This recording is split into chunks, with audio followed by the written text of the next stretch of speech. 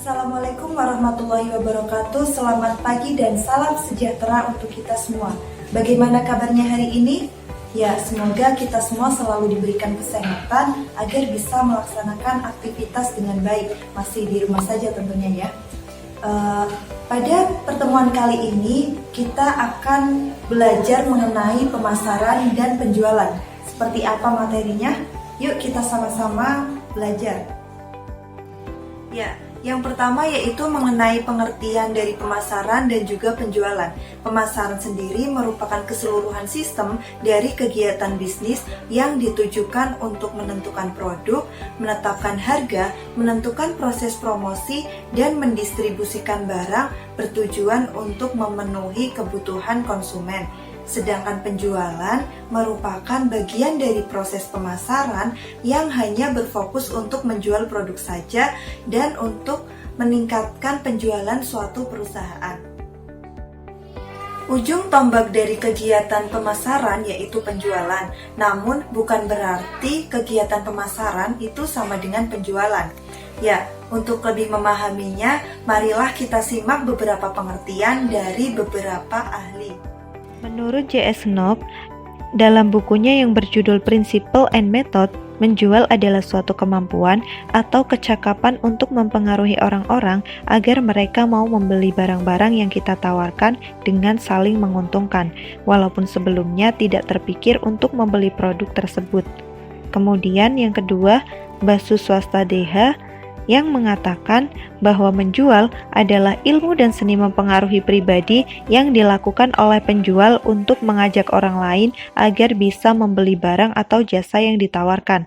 Sedangkan pemasaran adalah sebuah sistem dari kegiatan bisnis dirancang untuk merencanakan, menentukan harga, mempromosikan, dan mendistribusikan sesuatu yang bernilai dari barang dan jasa yang dapat memuaskan keinginan demi kemaslahatan atau benefit dari pasar ke para konsumen potensial dan pemakai dari kalangan industri.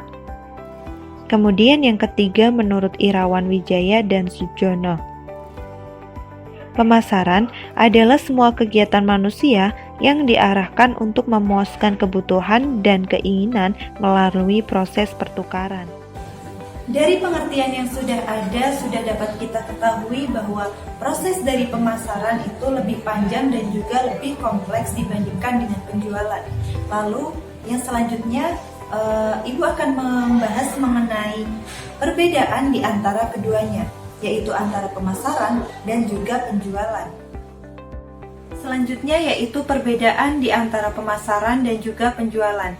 Dalam pemasaran memiliki 7 unsur yang disebut 7P. Di antaranya yaitu produk, lalu price, place, promotion, process, dan people. Yang terakhir yaitu physical evidence. Sedangkan penjualan merupakan satu bagian saja dari promosi itu sendiri. Perbedaan yang kedua yaitu proses dari pemasaran selalu menjaga brand image produk, sehingga di sini konsumen memutuskan untuk membeli suatu produk dari image produk serta kualitas produk yang telah diketahui. Sedangkan penjualan, brand image produk tidak terlalu penting. Yang terpenting bagi mereka yaitu mereka dapat menawarkan produk kepada konsumen melalui menyebutkan kelebihan-kelebihan dari produk tersebut untuk memikat para konsumen agar membeli produk yang mereka tawarkan. Jadi, pemasaran merupakan tim yang menyusun strategi pemasaran, sedangkan penjual merupakan tim pelaksana.